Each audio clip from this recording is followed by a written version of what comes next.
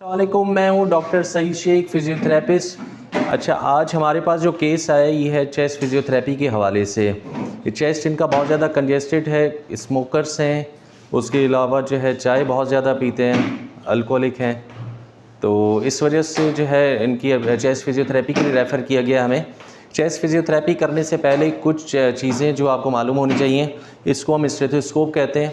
इसके ज़रिए से हम ऑस्कल्टेट करेंगे कि पेशेंट की ब्रीथिंग जो है वो नॉर्मल पैटर्न पर है, क्रैकल साउंड्स हैं, व्हीजिंग साउंड्स हैं या फिर स्ट्राइडर साउंड्स हैं, किस तरह के हमें साउंड मिल रहे हैं। ऑस्कल्टेशन के लिए आपको मैं बताता चलूँ कि हमारे जो फेफड़े हैं 1.3 सेंटीमीटर अबव क्लेविकल से स्टार्ट होते हैं, एंटीरियर 6 रिब तक, लेटरल 7-8 रिब तक, पोस्टीरियर इस तरफ आप देख सकते हैं 8, 9, 10, 11 रिब तक। ये हमारा पोस्टीरियर सेगमेंट होता है। यहाँ पर हम ऑस्कल्टेट करते हैं। अब ऑस्कल्टेशन में इनका देखेंगे हम कि एंटीरियर लोब इन्वॉल्व है, पोस्टीरियर लोब इन्वॉल्व है या मिडिल लोब की इन्वॉल्वमेंट है। सांस लीजिए,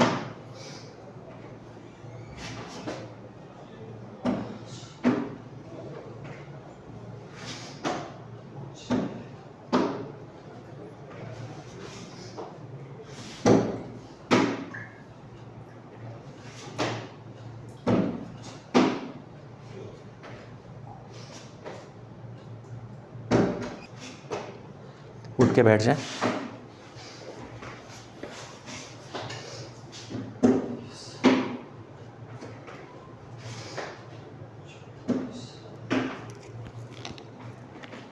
जैसा कि हमने ऑस्कल्टेट किया और पेशेंट को ऑस्कल्टेशन के बाद जो रिज़ल्ट आया, decrease air entry bilateral lower zones इनके इसमें एयर एंट्री डिक्रीज़ है।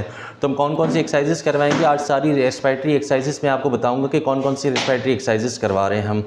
परकशन आप मैनुअल भी दे सकते हैं और मशीन के ज़रिए से भी दे सकते हैं। मैनुअल परकशन के लिए आप हाथ की पोजीशन इस तरह से रखेंगे, मिडिल फिंगर आगे, 2 फिंगर्स इस तरह और ये भी मिडिल फिंगर आगे, दोनों हाथों को इस तरीके से हम अप्लाई कर रहे हैं। प्रेशर देखिए, इस तरीके से एंटीरियर आप परकशन दे सकते हैं। साइड में साइड में अगर आपको परकशन लैटरल साइड पर देनी हो तो मेरी हैंड की आप पोजीशन देख सकते हैं कि किस तरीके से, और इसी तरह पोस्टीरियर लोब अगर इन्वॉल्व हो तो 3 से 5 मिनट तक आप परकशन दीजिए। 3 to 5 मिनट तकरीबन हर एक लोब पर परकशन दें तो इसके रिजल्ट बहुत अच्छे आते हैं। सीधे होकर लेट जाइए। इसी तरह दूसरी साइड से आप परफॉर्म करेंगे। यहाँ पर एंटीरियर साइड पे आप परकशन देंगे, हाथ ऊपर खींचे, नहीं हाथ लेटरल साइड से परकशन और इसी तरह से पोस्टीरियर साइड से आप परकशन परफॉर्म करेंगे ताकि पेशेंट की लंग्स की ओपनिंग हो। सीधे ऊपर नीचे पेशेंट को उठाएंगे और डीप ब्रीथिंग एक्सरसाइजेस करवाएंगे और बाकी सारी एक्सरसाइजेस परफॉर्म करके दिखाएंगे। हाँ जी, इस तरफ आ जाएं, इस तरफ होकर बैठे। पेशेंट को हम सिटिंग पोजीशन में बिठाएंगे और पेशेंट से कहेंगे कि नाक से गहरा सांस लें और मुंह से निकालिए। इस तरीके से, ये देखिए, इस तरीके से ये डीप ब्रीथिंग करते रहेंगे और 15 to 20 टाइम्स आप हर एक एक्सरसाइज को रिपीट करते रहेंगे। दूसरी जो वर्जिश इसमें हम करवाएंगे, एक टिश्यू पेपर का पीस लेंगे और पेशेंट से कहेंगे कि फूंक मारे। इसको हम टिश्यू ब्लोइंग कहते हैं। टिश्यू ब्लो में ये होता है कि एक तो पेशेंट ने डीप ब्रीथिंग की, अपना इंस्पायरेटरी लेवल इंक्रीज़ किया, इसमें इनकी एक्सपायरेशन जो है वो इंक्रीज़ होगी और कार्बन डाइऑक्साइड मैक्सिमम एक्सेल होगी। ज़ोर से फूंक मारिए। इस डिस्टेंस से आप टिश्यू पेपर को रखेंगे और पेशेंट से कहेंगे कि ज़ोर से फूंक मारें। 2 एक्सरसाइजेज ये हुई। इस दोनों हाथ मिलाइए, कोनी सीधी रखें, हाथ ऊपर उठाएं। इसको हम कहते हैं इंटर डिजिटल टेक्निक। इसमें क्या करते हैं, पेशेंट को कहेंगे कि हाथ जब ऊपर उठाएं तो सांस को गहरा लीजिए, सांस गहरा और फिर वापस लेकर आएं तो मुंह से बाहर निकालें। फिर दोबारा से सांस गहरा लीजिए, फिर वापस बाहर निकालिए। इस तरह से ये भी 15 टाइम आप एक्सरसाइज करेंगे। इसको इंटर डिजिटल टेक्निक कहा जाता है। इससे एक तो पेशेंट का शोल्डर फ्रीज नहीं होगा, दूसरा पेशेंट के जो लोअर जोन्स हैं उसकी ओपनिंग होगी क्योंकि स्कैपुला इसमें मूव होगा। अब देखें, अब एक हाथ पेट पर रखें और एक हाथ चेस्ट पर रखिए, सांस को गहरा लीजिए। इसको कहते हैं हम डायफ्रामेटिक ब्रीथिंग। इसमें पेशेंट मैक्सिमम जितना भी हो सकता है सांस अंदर की तरफ लेता है और फिर बाहर की तरफ निकालते हैं। अच्छा, एक और वर्जिश आपको मैं सिखाऊंगा, इसको कहते हैं हम स्पायरोमीटर।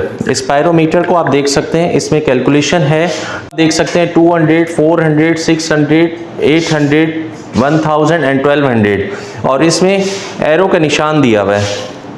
आप जैसे 200 पर आपको रखना हो तो 200 पर पहले इसको रखेंगे, 200 ये एरो के निशान पर लेकर आए, हम पेशेंट से कहेंगे कि 5 सेकंड तक होल्ड करें। इसको मुंह में रखिए और सांस गहरा खींचिए, पेशेंट उठा के रखिएगा। आप जितने सेकंड पेशेंट होल्ड करेगा उसको हम 200 से मल्टीप्लाई कर देंगे। फॉर एग्जांपल पेशेंट ने अगर 200 तक होल्ड किया इसको तो 2 मल्टीप्लाई बाई 2 400। इसकी कैलकुलेशन मैं आपको ग्राफ के जरिए से डिफाइन भी कर दूंगा कि किस तरीके से किया जाता है, क्योंकि हमारी जो टोटल लंग कैपेसिटी होती है 5 लीटर टू 6 लीटर होती है, हमें ये वॉल्यूम पूरा अचीव करना होता है। अगर इस तरह से पेशेंट 1200 तक अपना कंप्लीट करता है और बॉल को ऊपर उठाता है 5 सेकंड तक, 1200 को अगर आप मल्टीप्लाई करेंगे 5 से तो ये वॉल्यूम बनता है 6000 ml या cc। इसकी मैं कैलकुलेशन इंशाल्लाह बताऊंगा, इससे बहुत फ़ायदा होगा आपको और इसकी पूरी इंपॉर्टेंस बताऊंगा कि क्या क्या फ़वाइद होते हैं इसके स्पायरोमीटर के। इस तरह से आप खुद भी जो है वो सांस की वर्जिश कर सकते हैं और ऐसे पेशेंट जो कि सांस की तकलीफ में मुब्तला हैं ये एक्सरसाइजेस कर सकते हैं। बहुत बहुत शुक्रिया आप सब लोगों का। अगर आपको मेरा चैनल अच्छा लगा तो लाइक कीजिए, सब्सक्राइब कीजिए। अल्लाह हाफिज़।